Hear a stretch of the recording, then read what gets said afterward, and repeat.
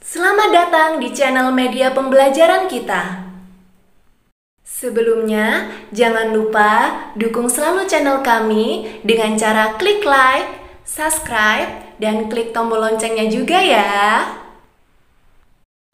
Si Anton membeli kubis, tidak lupa membeli tomat. Yuk tonton videonya sampai habis, semoga bermanfaat. Hai, bagaimana kabar kalian hari ini? Semoga selalu dalam keadaan sehat ya. Sebelumnya, jangan lupa berdoa terlebih dahulu supaya apa yang kita pelajari kali ini menjadi berkah. Pada video pembelajaran kali ini, kita akan membahas tentang energi alternatif.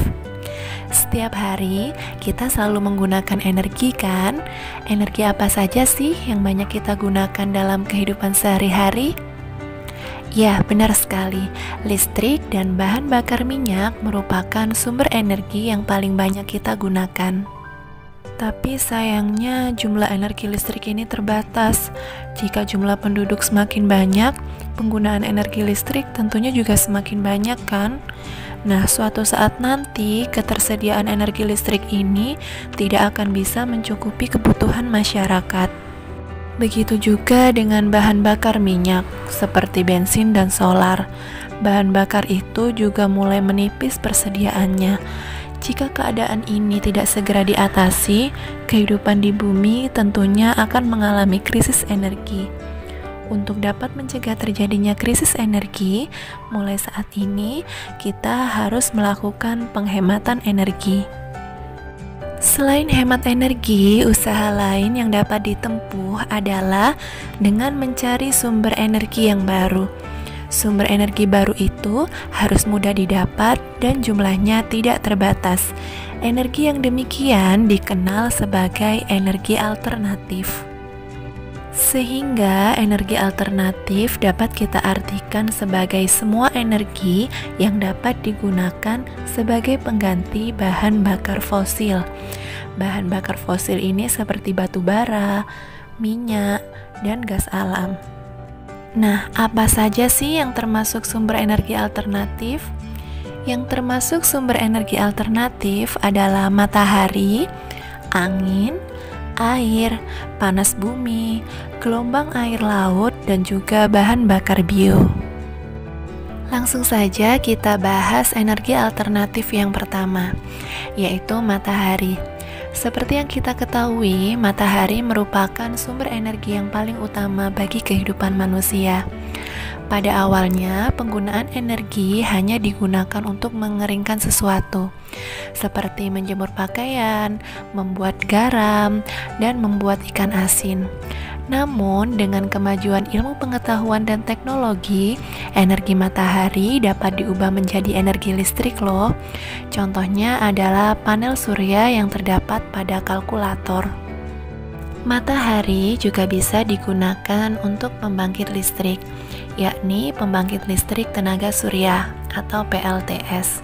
Salah satu PLTS yang ada di Indonesia adalah PLTS yang ada di Kabupaten Karangasem, Bali. Saat ini mulai dibuat mobil bertenaga surya. Mobil tenaga surya dilengkapi dengan suatu alat yang disebut sel surya. Alat ini mampu mengumpulkan energi matahari dan mengubahnya menjadi energi listrik. Nah, energi listrik inilah yang digunakan untuk menggerakkan mobil. Mobil tenaga surya tidak menimbulkan polusi loh, karena tidak menggunakan bahan bakar minyak. Energi alternatif yang kedua adalah angin. Pada zaman dahulu, orang banyak memanfaatkan energi angin untuk berlayar. Selain itu, energi angin juga dimanfaatkan untuk memutar kincir angin. Kincir angin merupakan sebuah alat yang mampu memanfaatkan kekuatan angin untuk diubah menjadi kekuatan mekanik. Proses ini memudahkan berbagai kegiatan manusia yang memerlukan tenaga besar, seperti memompa air untuk mengairi sawah atau menggiling biji-bijian. Kincir angin modern adalah mesin yang digunakan untuk menghasilkan energi listrik. Kita sering menyebutnya sebagai pembangkit listrik tenaga angin atau bayu, yang disingkat menjadi PLTB. Contoh PLTB yang ada di Indonesia adalah PLTB Sidrap yang terletak di Lainungan dan Mati Rotasi, Watang Palu, Kabupaten Sidengreng Rapang, Sulawesi Selatan. Energi alternatif yang berikutnya adalah air. Bagaimana sih penggunaan energi alternatif air? Di daerah pedalaman Kalimantan masih banyak ditemukan sungai-sungai besar. Aliran sungai yang besar dimanfaatkan untuk membawa kayu-kayu dari pedalaman. Aliran air sungai yang deras juga dapat dimanfaatkan untuk memutar kincir air. Kincir itu digunakan dalam penggilingan gandum.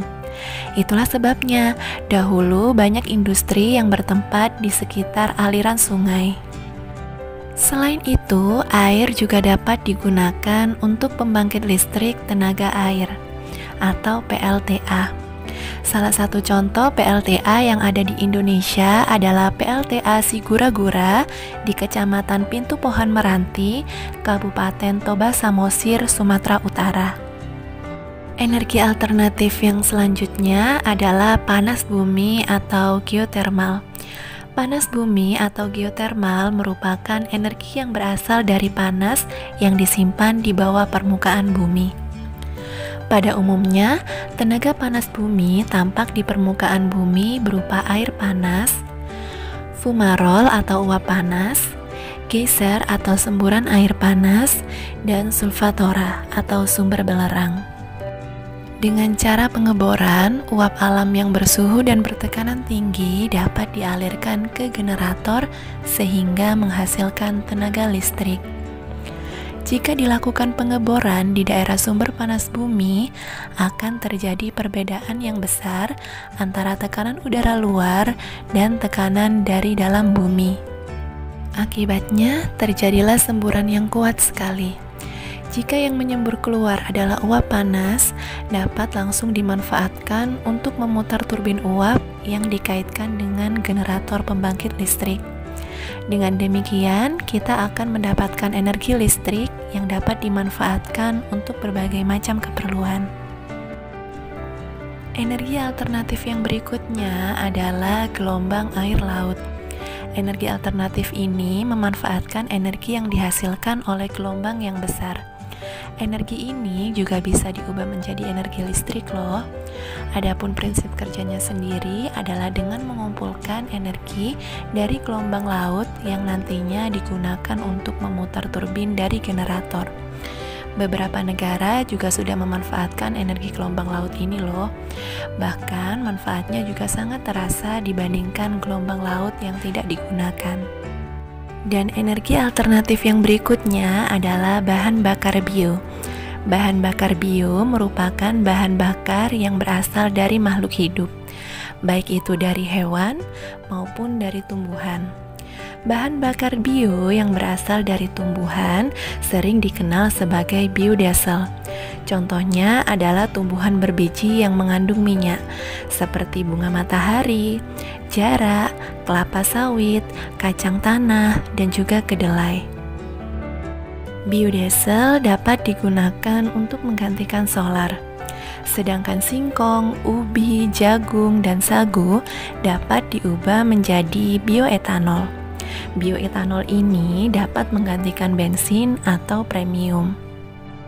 Selain itu, bahan bakar bio juga dapat berasal dari kotoran ternak loh. Bahan bakar tersebut dikenal sebagai biogas. Kotoran ternak yang ada dimasukkan ke dalam ruangan bawah tanah atau lubang. Selain itu, bahan bakar ini dapat juga dimanfaatkan untuk bahan bakar kendaraan bermotor.